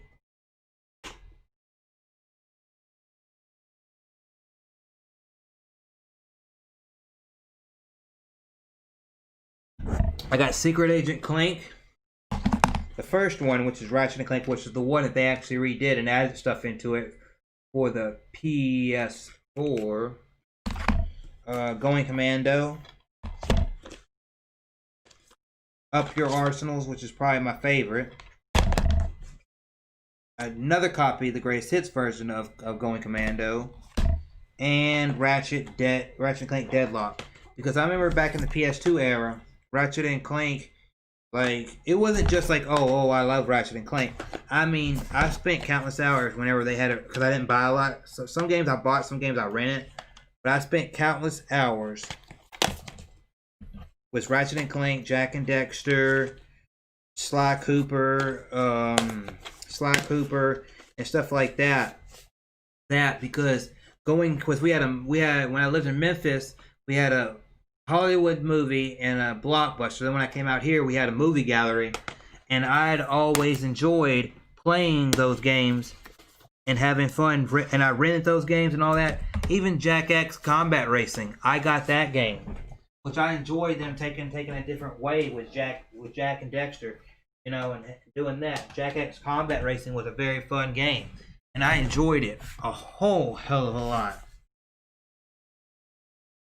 You know, I've never played Deadlock or beat it, but that is a game that I have been requested to stream a Ratchet and Clank game. So for Lit Gaming 999 between now and my birthday, one of those Ratchet and Clank games will be streamed, and Red Dead Revolver will be streamed on the channel. Yeah, I was wondering, as I am collecting so many systems right now, so I was wondering what were you gonna do? Well, for me personally, for anybody listening, I'm currently sitting right here. Obviously, I've announced that I pretty much got everything I need for any content, any streaming that I'm doing. There's only two things I need left to do. Is I need to get some speakers, two speakers that I can set, one right there and one right there, that work for my computer itself, but also have the plugins that can go into the guitar interface. Because that has a left and right, you know, because I want to be able to play something in it and not have to have headphones on. So that is one thing. And then the other thing is RGB lights, which is lights like you see Rock and others starting to use, because I want to be able to, whenever I'm on podcast or whenever I'm doing solo video content, I can move the green screen out of the way and y'all don't have to sit there and just see me in front of a green screen. You don't have to see me when I'm in podcast and don't have the chroma key effect, just green behind me. It can be something better and more appealing to the eye. But when it comes to systems, I have 2 Nintendo systems, 2 Xbox systems, and 2 PlayStation systems. And for me as a game collector, yes, obviously I'm getting stuff for the Xbox, PlayStation, and Switch going forward. And obviously I'm getting hyped, so I can buy one system and then maybe 6 to 8 months later buy the second system going into next gen. But when it comes to retro collecting, my priority is mostly PlayStation 2. But I've never owned a GameCube or a Wii.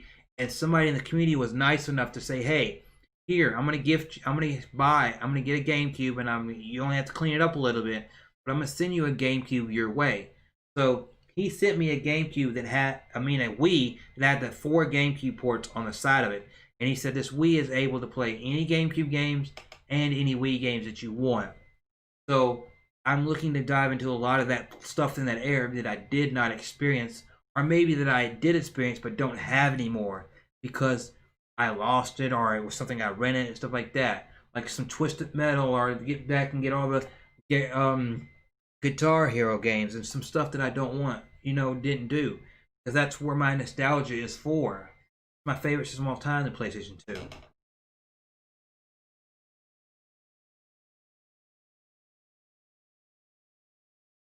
I know like last week or the week before, I saw a Demon Slayer trailer drop for the movie, where it showed like some stuff that it showed like a couple things that we've already seen, but it also has some new stuff in there, and that was, and I'm hyped for that movie. So hopefully that movie is not gonna come out till next year, obviously because COVID, they're pushing everything back and everything like that, which is sad because I'm really wanting some more Demon Slayer in my life.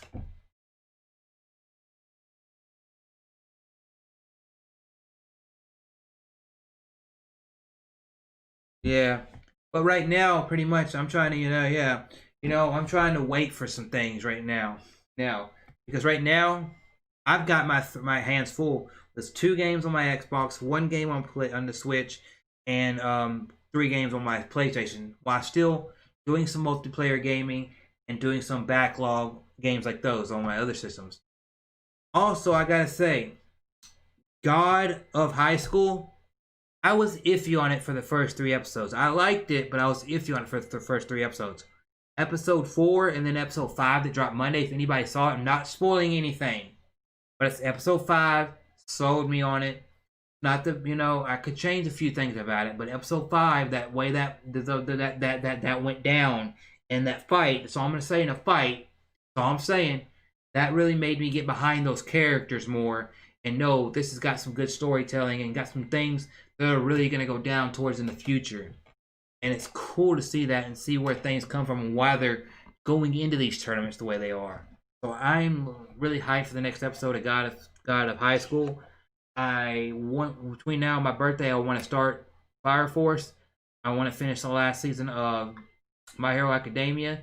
And then maybe whatever else gets thrown on my plate, between now and the year. Because between now and the year, I'm not trying to start too much new stuff, but I want to make sure that I enjoy what I do have. Because whenever next gen comes, hit us smack in the face, and next year hits us smack in the face, and maybe this Corona's away and all that, yeah. And episode 5 is probably the best episode so far of God of Thunder. God of High School. Probably the best episode. But if y'all got any more questions, let me know. You can ask whatever you want. Also, I have started saving some videos to my, there's a unlisted playlist I got, it's called Helpful, where I've started putting some videos in there that help me with like learning Twitch and Facebook and YouTube and social media. But also I've been putting some videos in there that are going to help me learn how to use that guitar interface and digital programs.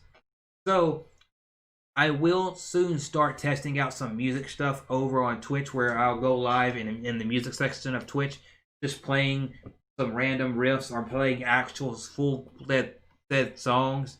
And because I'm playing the song and I'm not actually playing the music, I won't get copyrighted because it'll be my interpretation of it.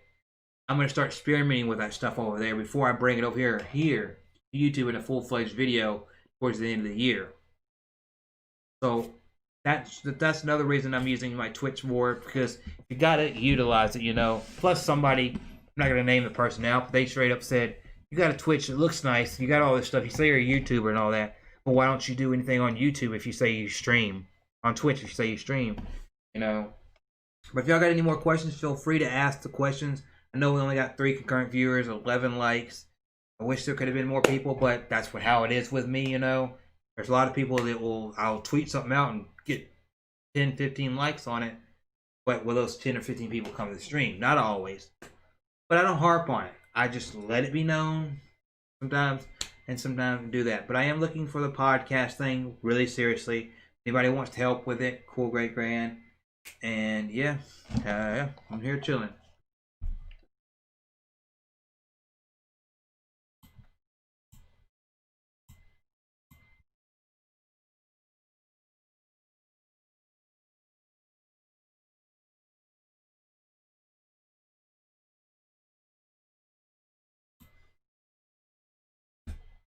Nobody has any. When it gets to 9:42, if it gets 9:44 and there's no questions, then I'm gonna wrap the stream up.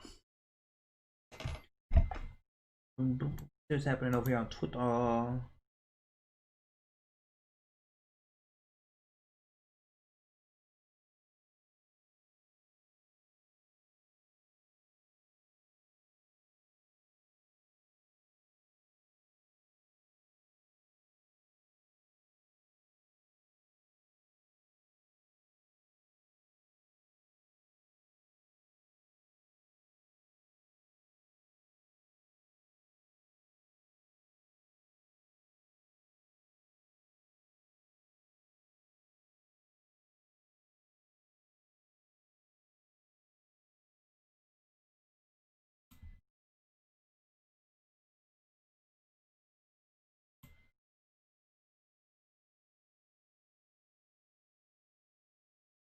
Yeah. Burger King's where I went after work for to get something to eat real quick. I think Burger King's okay. Burger King's not the best out there. I think Wendy's is if you talk Burger King, if you're just talking Burger King, Wendy's and McDonald's, Wendy's is obviously the better one. But I do go to Burger King from time to time to change things up, and I don't always, but I don't always go to fast food,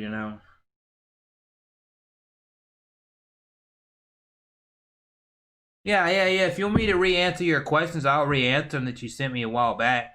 If you're here, Dank Meme. If you want me to re-answer your questions, I definitely will recap those answers.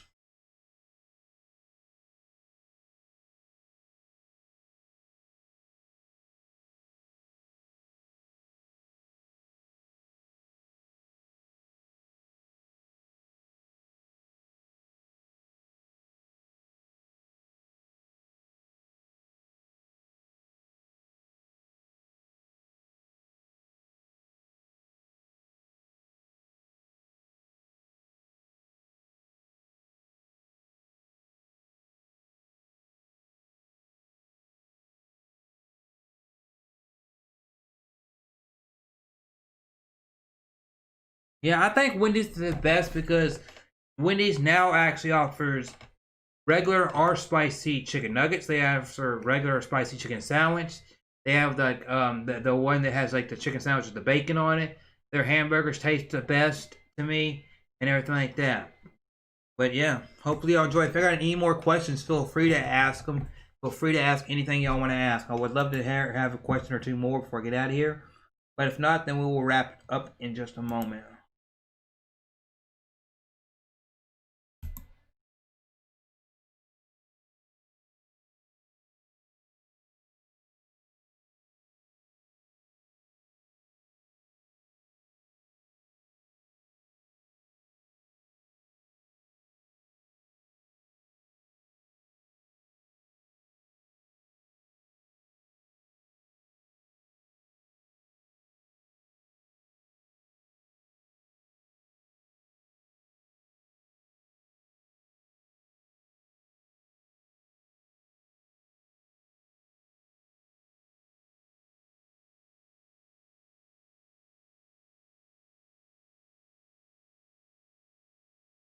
I'm just checking Twitter real quick, everybody.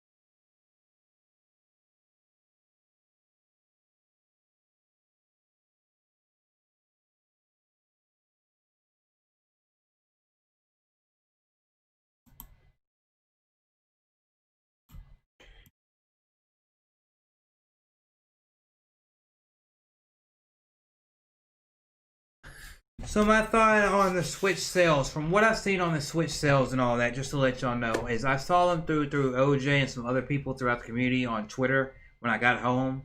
Because I try to stay away from things, but I did pop on Twitter for a minute.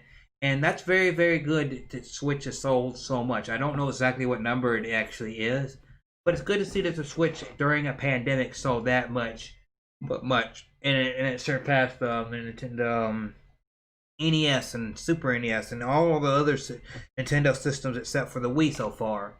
And it's really good that they're having success. Maybe they're having so much success and they're so complacent with what they've done and put out there that they can kind of say, hey, we're having a pandemic go on. We've made so much money. We can kind of re-put this money into developing the games that we're working on and make these games better for you all. But it's good, bravo for Nintendo. I'm happy that Nintendo's making this much money.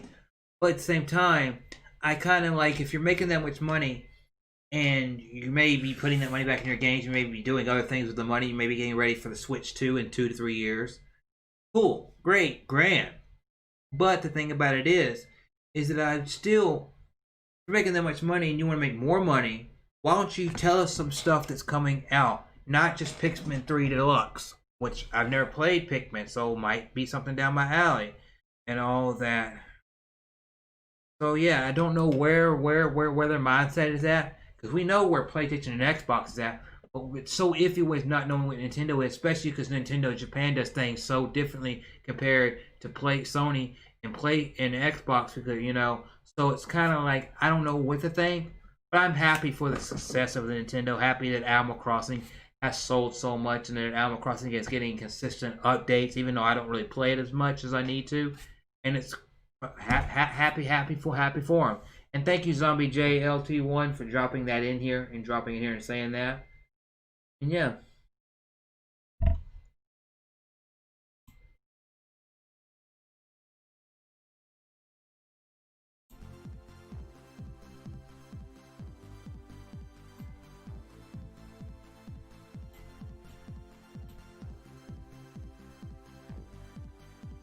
Hey, tell your girlfriend if you're still here that I say happy birthday. And should they be worried about next gen? I don't think Nintendo's ever going to be worried about next gen, because since the Wii, they've been doing their own thing. The only time they got worried is whenever the Wii U was like black and they had to go to the Switch. And it's the only time they ever got worried. That.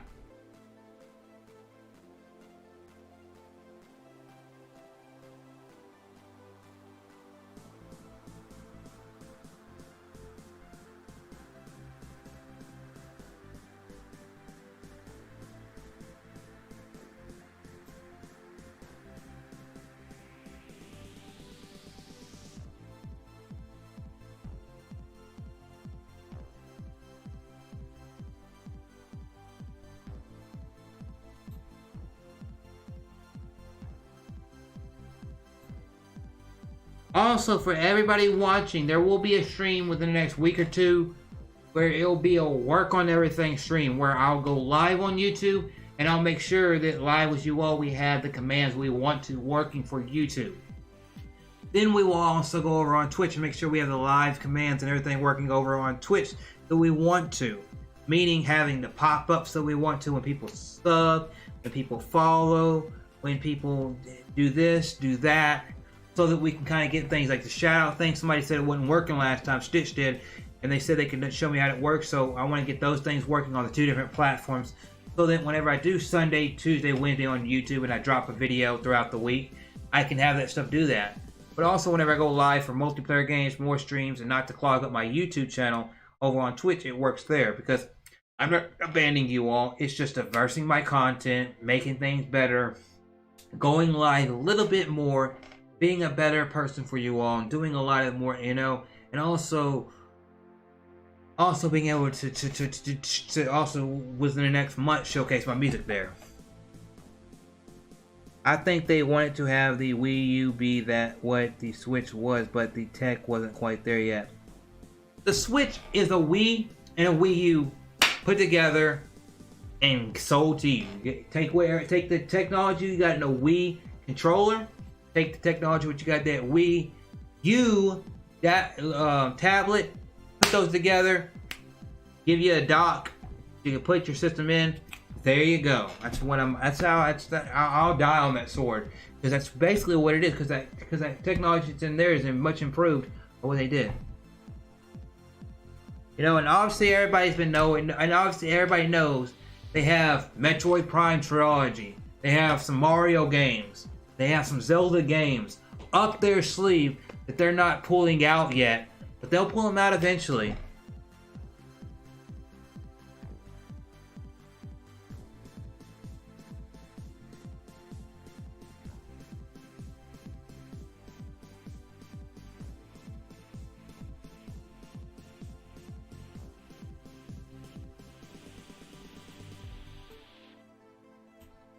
But yeah, hopefully everything for sure.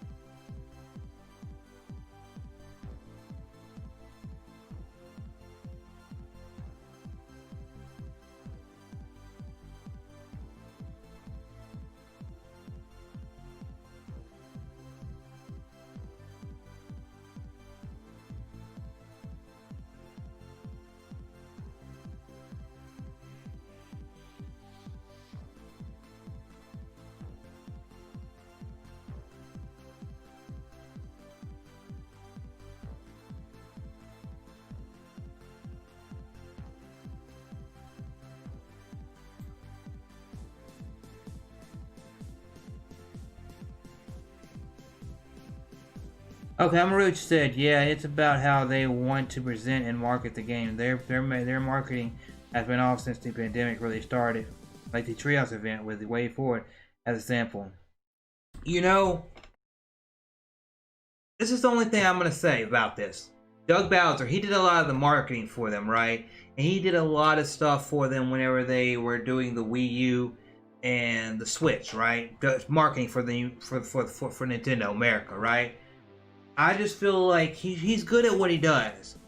But part of me has had thoughts before where I feel like he got into this position and he enjoys being in that position. He's good in that position, but he gets overwhelmed with being over so much of making sure how the Nintendo side of things does marketing, promo-wise, with the Switch, with the companies like Retro Studio that are over here based in America, communicating with them and all that. And sometimes he gets a little bit overwhelmed, maybe.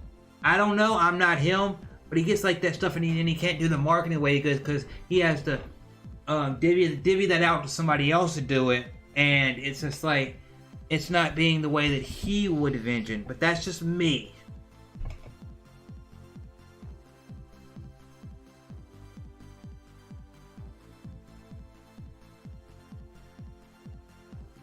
You know, but anyway, I've been here for almost 2 hours. I'm going to go ahead and get out of here since we don't got no more questions really coming in. I'm Chrislevi13. I've got several goals set for the channel. Several goals that I'm going to announce now. And maybe y'all can help me hit these goals. Maybe we won't hit these goals. My birthday is September 20th, 2020. I'll be 29 years old. You know, I'll be 29 years old. And the only goals that I've got right now, Twitch, 50 followers. I mean like 5 or 6 more followers over on Twitch to get 50 followers. And I get 20 more subscribers on YouTube to get 825 by that time. And can I get 15 Patreons to help monthly help support the channel with content and all that? We'll see. But hey, that's my only goals, and I want to start getting more people to come in the streams. You know, because that's all, I want to continue the people that support me through Discord and through Twitter and all that. You can like a stream, you can like it all up, but I would rather see more people's faces in there because it kind of sours the mood sometimes whenever I see them do that. But then I go somewhere else, and I'm like, they're there, but they're not here. So I'm just trying to get these small goals hit. It's basically 5 more to 6 more on Twitch. 25 more to 20 over here on YouTube, and let's do this. Vault Squad for life. Chill Squad, Vault Squad, the Ninja Village, wherever you're from, whoever you support, thank you. I support, you know, you're part of the Squirrel Squad because I'm part of a Squirrel Squad, all these different things. The retro community supports me and I support them, so I'm gonna get out of here and y'all have a good one. See y'all later. And remember, do me the biggest favor, and that is stay awesome.